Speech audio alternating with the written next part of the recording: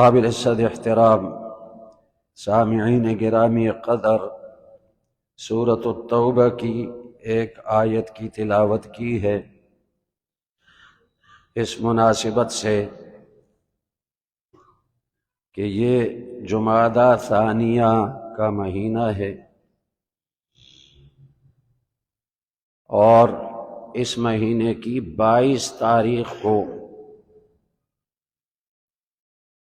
خلیفہ اول، خلیفہ بلا فصل، یار غار، یار مزار ابو بکر صدیق رضی اللہ تعالیٰ عنہ کا یوم وفات ہے۔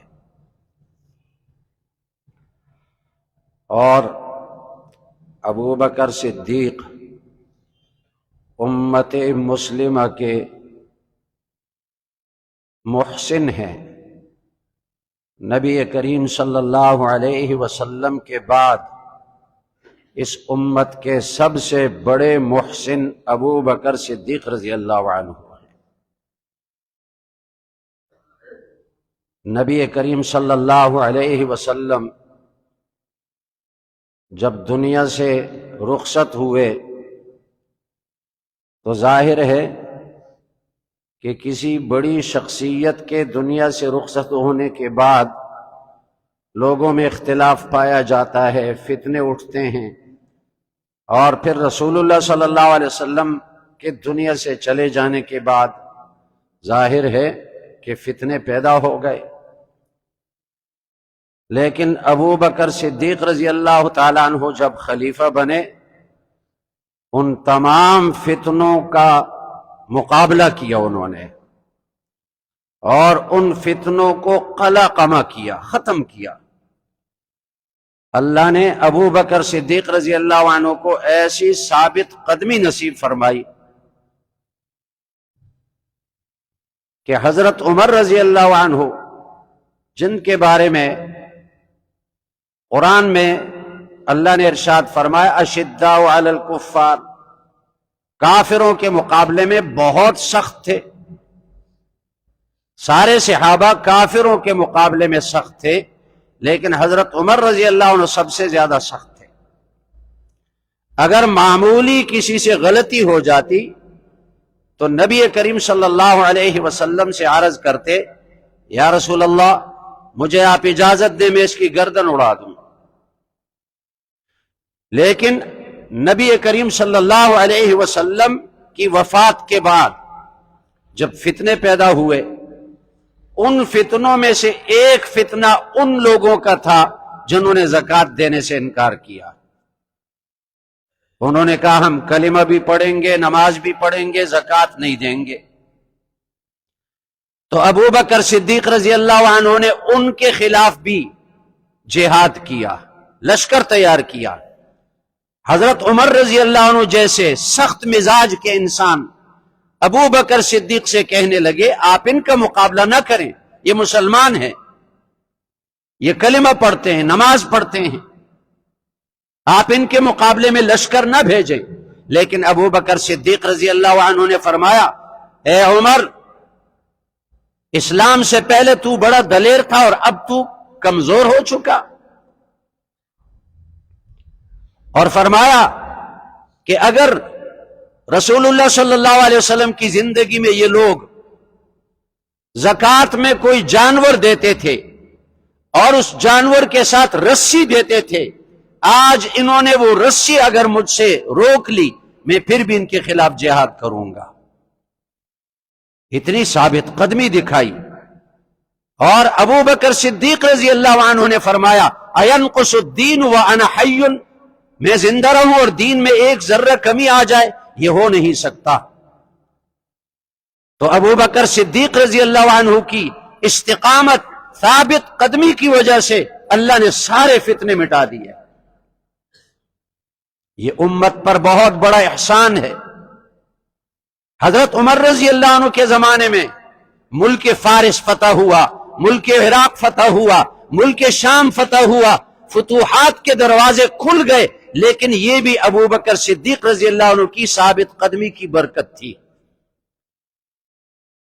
اگر ابو بکر صدیق رضی اللہ عنہ ثابت قدم نہ رہتے، استقامت ظاہر نہ کرتے، آج یہ دین ہم تک نہ پہنچتا۔ تو امت کے بڑے محسن ہیں، اور کسی محسن کو بھول جانا، اس کا تذکرہ نہ کرنا، اس کا شکریہ ادا نہ کرنا، یہ ناشکری ہے، بڑی ناشکری ہے۔ اسی لیے جمادی ثانیہ کے مہینے میں ہر مسجد میں آپ جائیں، ابو بکر صدیق رضی اللہ عنہ سے متعلق بیان ضرور ہوگا۔ تو آج کی اس مجلس میں یہ عرض کرنا چاہتا ہوں کہ ابو بکر صدیق رضی اللہ عنہ کو اللہ نے نبی کریم صلی اللہ علیہ وسلم کے ساتھ پوری کی پوری مشابہت عطا فرمائی تھی۔ بس اتنا فرق تھا کہ ابو بکر صدیق رضی اللہ عنہ نبی نہیں تھے اور رسول اللہ صلی اللہ علیہ وسلم نبی تھے۔ باقی صفات جو اللہ نے نبی کریم صلی اللہ علیہ وسلم کو عطا کی، ظاہر ہے کہ اصل تو نبی کریم صلی اللہ علیہ وسلم کی صفات ہیں، ان کا عکس اللہ نے ابو بکر صدیق رضی اللہ عنہ کو عطا فرمایا۔ ابو بکر صدیق، ان کا نام و نسب کیا ہے؟ نام ان کا عبداللہ ہے، عبداللہ۔ ابو بکر کنیت ہے، اپنی کنیت سے مشہور ہوئے۔ اہل عرب میں کنیت لازمی رکھی جاتی تھی اور اس کو اعزاز سمجھا جاتا تھا، بیٹے کی نسبت سے یا باپ کی نسبت سے، فلاں کا باپ فلانے کا بیٹا۔ اور ان کا لقب ہے صدیق، اور دوسرا لقب ہے عتیق۔ عتیق کا معنی آزاد کیا ہوا۔ نبی کریم صلی اللہ علیہ وسلم نے ابو بکر صدیق کو خوشخبری سنائی کہ اللہ نے تجھے جہنم کی آگ سے آزاد کیا ہے۔ ایک حدیث میں آتا ہے، نبی کریم صلی اللہ علیہ وسلم نے فرمایا کہ جو شخص ایسا صدقہ کرے، جس قسم کا صدقہ کرے اس میں سے ایک جوڑا صدقہ کرے، جوڑا، مثلا 2 کپڑے 2 جوڑے دے دے، جوتوں کے 2 جوڑے کسی کو دے، کپڑوں کے 2 جوڑے کسی کو دے، 2 چیزیں صدقہ کرے، تو نبی کریم صلی اللہ علیہ وسلم نے فرمایا کہ قیامت کے دن جنت کے 8 دروازوں میں سے اس کو بلایا جائے گا، پکار آئے گی، ہر دروازہ کہے گا ادھر سے داخل ہو جاؤ۔ تو ابو بکر صدیق رضی اللہ عنہ نے عرض کیا، رسول اللہ، 8 دروازوں سے صدا آنے میں کیا حکمت ہے؟ جنت میں داخل ہونے کے لیے ایک دروازہ کافی ہے۔ تو نبی کریم صلی اللہ علیہ وسلم نے فرمایا تم بھی انہی میں سے ہو، تمہیں جنت کے 8 دروازوں سے صدا آئے گی۔ اس لیے ان کا نام عتیق ہے، لقب، اور صدیق لقب ہے۔ یہ صدیق لقب نبی کریم صلی اللہ علیہ وسلم نے خود ان کو عطا کیا۔ صدیق کا معنی تصدیق کرنے والے، سچا ماننے والے۔